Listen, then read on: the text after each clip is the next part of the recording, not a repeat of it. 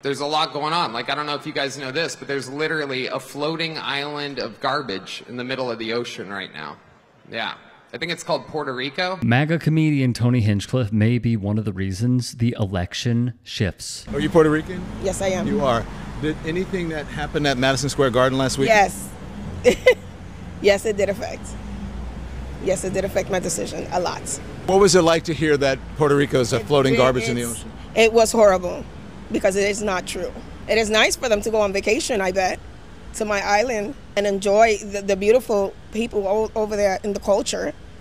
But you're going to call us trash?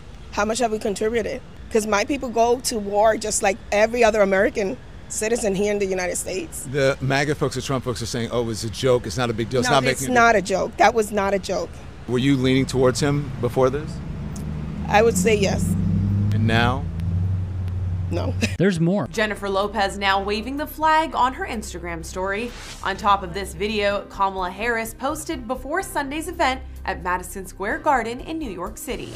I will never forget what Donald Trump did and what he did not do when Puerto Rico needed a caring and a competent leader. Bad Bunny, a native to the island, also sharing the vid to the rapper's nearly 46 million followers on the gram. There is so much at stake in this election for Puerto Rican voters and for Puerto Rico. Believe it or not, people, I welcome migrants to the United States of America with open arms. And by open arms, I mean like this.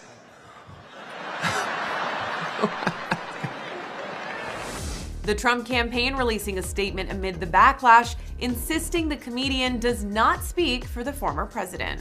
The outrage reaching The View, where Sunny Hostin weighed in on the hot topic. Pennsylvania is home to almost 500,000 Puerto Ricans, and we don't like what was said about Puerto Rico. And we know how to take the trash out, Donald Trump. Normally, I don't make my political beliefs a known thing. It's divisive for a comedian to do that. Proud Puerto Rican John Leguizamo calling Tony's comments disgusting and offensive. Rosie Perez simply writing, wow, what the hell? And Ricky Martin also boosting Kamala's message to his homeland. And yeah, even more. Latin music superstar Nicky Jam. Do you know Nicky? She's hot. Remember this moment? La razón por la cual yo apoyé a Donald Trump era porque yo pensé que era lo mejor para la economía en los Estados Unidos, donde viven muchos latinos, vivimos muchos latinos, me incluyo, muchos inmigrantes que están sufriendo por la economía, y él siendo negociante pensé que era el mejor movimiento. Nunca en mi vida pensé que un mes después iba a venir un comediante a criticar a mi país y a hablar mal de mi país, y por ende renuncio a cualquier apoyo a Donald Trump y me echo a los lados a cualquier situación política. Puerto Rico se respeta. Nicky Jam. Nicky Jam, who was misgendered and called hot by Donald Trump himself, pulled his endorsement after Hinchcliffe's jokes. As a Puerto Rican woman, I just wanted to very quickly respond to the racist joke that was made at that Trump rally about Puerto Rico, where most of my family is from. Thankfully, my sweet abuelita wasn't here to hear that disgusting remark, but if she was alive today, I think she would say, Tony Hinchcliffe, go f yourself. And yes, the Wall Street Journal can quote me on that. Actor Aubrey Plaza would weigh in as well. To break this down further, everybody was waiting for Bad Bunny to come out and endorse. He's one of the biggest superstars in the world for a very important demographic. It's the Latino demographic. A lot of them are undecided voters right now.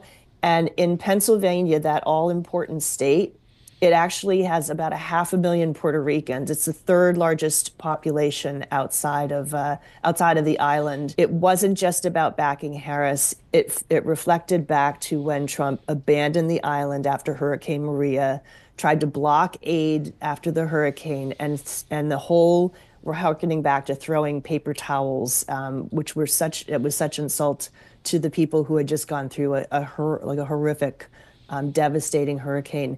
Just a couple of numbers that I'll leave you with.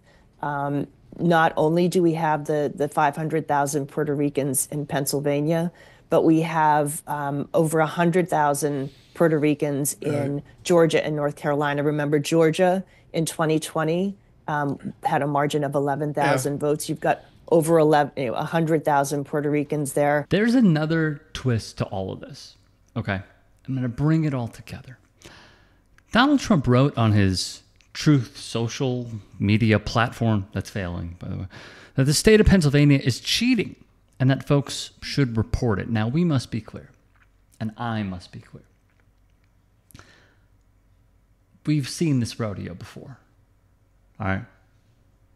We've been through the gauntlet already. We know what he's doing.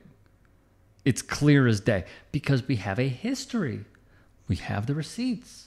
We know what he wants to do. We know what he wants to bat signal out to his loyalists. In my view, he has seen the internal polling. He has seen the numbers. He has seen the turnout. He knows it is not going in his favor. Thus, the grift from the family must continue in his eyes by denying the results, by denying the reality of the situation and the electorate. That's just how they roll, man. So he is laying the groundwork now by signaling that there is cheating and fraud going on when there isn't. There is a degree of malfeasance going on, and it's on his side. Because as we have seen, there have been ballots burned, which is shocking.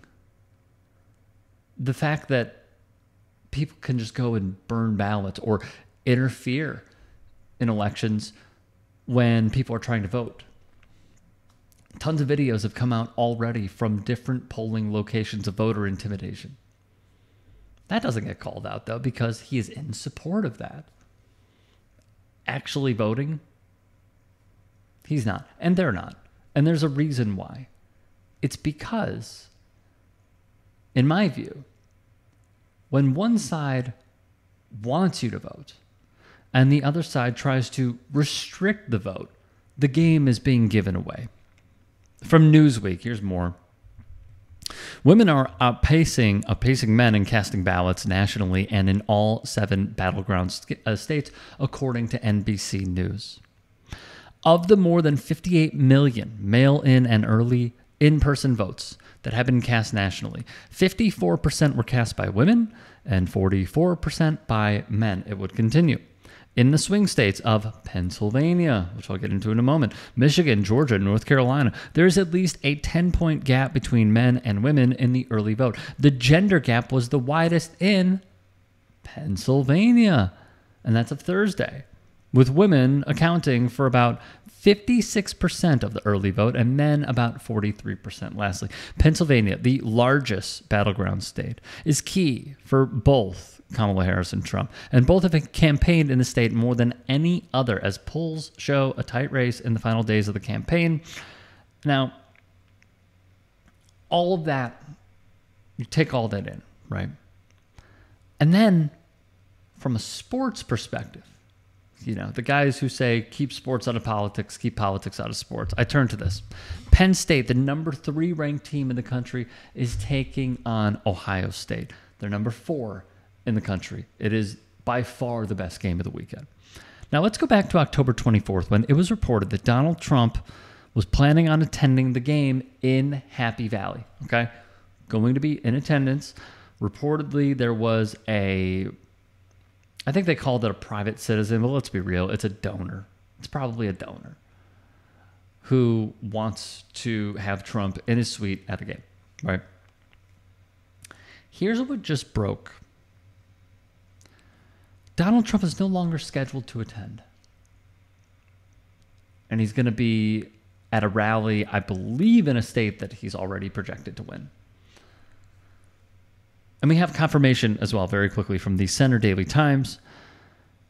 Spokesman Wyatt Dubois said, the university has been notified that former President Donald Trump will no longer be attending the Ohio State-Penn State football game. Look, guys, I'm telling you, I think him not going is very big. I really do. Because this is a man who has tried to ingratiate sports into his campaigns. He has called on the Doug Flutys. He has called on the Herschel Walkers and also given the stamp of approval in failed Senate races. He has called on the Jorge Masvidals, like the Dana Whites, Tommy Hitman Hearns, Colby Covington. He has worked with these people over and over and over again to try and garner support. Him not going could potentially, I'm not saying it is, could potentially be him waving the white flag that he cannot win. And maybe, I haven't necessarily looked at the numbers, but, you know, universities such as Penn State, maybe they don't lean in his favor. Though Pennsylvania is still a battleground state overall. Obviously, the campus is where the game is going to be played. But this just tells me a lot. Now, as was discussed, in Pennsylvania, there is a large Puerto Rican population. What I also think, like, really, I understand, like, pundits, analysts, yes, it is important to go over the electorate and how they vote by the demographics. But what I find to be very interesting each election cycle is there's this notion that will black men save us? Will black women save us? The Latin vote is very important. What we really need to understand is, why are those votes so important? Because it has to negate and overtake something, which is, as the numbers show, predominantly white people.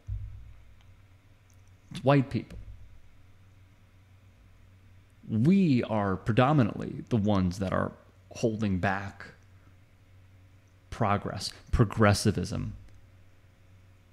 uplifting communities, helping and loving thy neighbor.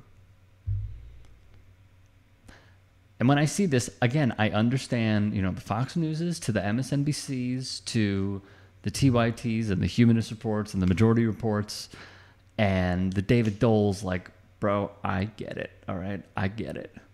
But it's deeply frustrating that we keep saying, oh, the Latin vote is going to be big. But why? Why does it have to be big in order for many others as a cohesive collective to achieve success? It's because a lot of white people just keep holding us back.